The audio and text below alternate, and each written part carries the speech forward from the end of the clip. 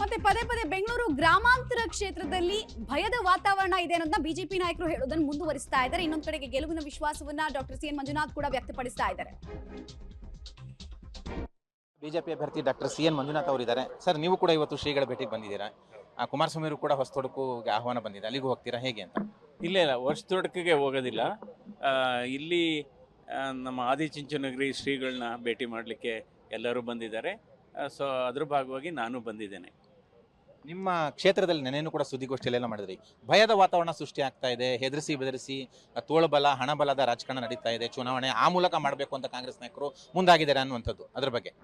ಅಲ್ಲ, ಇದ್ರ ಬಗ್ಗೆ ಈಗ ಜನರಿಗೆಲ್ಲ ಗೊತ್ತಿದೆ.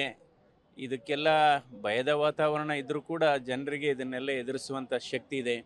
ಯಾಕೆಂದರೆ BJP ಮತ್ತು JDS ಕಾರ್ಯಕರ್ತರು ಬಹಳ ಹುರುಪಿನಿಂದ, ಉತ್ಸಾಹದಿಂದ, ಹುಮ್ಮಸ್ಸಿನಿಂದ ಕೆಲಸ ಮಾಡ್ತಾ ಇದ್ದಾರೆ. ಅವ್ರಿಗೂ ಕೂಡ ಇವಾಗ ಒಂದು ಜೋಶ್ ಬಂದಿದೆ. ನಮ್ಮ ಕಾರ್ಯಕರ್ತರು ನಾವು ಏನು ಬೇಕಾದರೂ ಎದುರಿಸ್ತೀವಿ ಅನ್ನುವ ಛಲ ಕೂಡ ಬಂದಿದೆ.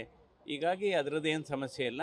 ಸೊ ಚುನಾವಣೆ ಹೋದಂಥ ಎಲ್ಲ 8 ವಿಧಾನಸಭಾ ಕ್ಷೇತ್ರಗಳಲ್ಲೂ ಕೂಡ ಜನ ತುಂಬ ನಮ್ಮನ್ನು ಸಂತೋಷದಿಂದ ಬರಮಾಡ್ಕೊತಾ ಇದ್ದಾರೆ.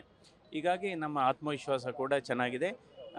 ನನಗನ್ಸುತ್ತೆ, ನನ್ನ ಗಟ್ ಫೀಲಿಂಗು, ನನ್ನ ಅಂತರಾತ್ಮ ಹೇಳುತ್ತೆ ನನಗೆ ಒಳ್ಳೆಯದಾಗುತ್ತೆ ಅಂತ. ಬಿಜೆಪಿ ನಾಯಕರು ಪ್ಯಾರಾಮಿಲಿಟರಿ ಫೋರ್ಸ್ ಬರಬೇಕು ಇಡೀ ಕ್ಷೇತ್ರಕ್ಕೆ ಅನ್ನುವಂಥ ಆಗ್ರಹ ಮಾಡ್ತಾ ಇದ್ದಾರೆ. ನೀವು ಆಗ್ರಹ ಮಾಡ್ತೀರಾ ಹೇಗೆ? ಅಗತ್ಯ ಇದೆಯಾ ಅದು ಅಲ್ಲಿ ಅಂತ? ಅಲ್ಲ, ಇವಾಗ ತಾವೇ ಹೇಳ್ತಾ ಇದ್ದೀರಲ್ಲ, ಭಯದ ವಾತಾವರಣ ಇದೆ ಅಂತ. ಅದೇ ಪಾರದರ್ಶಕವಾದಂಥ ಚುನಾವಣೆ ಆಗಬೇಕು, ಆರೋಗ್ಯಕರವಾದಂಥ ಚುನಾವಣೆ ಆಗಬೇಕು. ಹೀಗಾಗಿ ಅದನ್ನು ಚುನಾವಣಾ ಅಧಿಕಾರಿಗಳು ಅವರು ಅಸೆಸ್ ಮಾಡ್ತಾರೆ.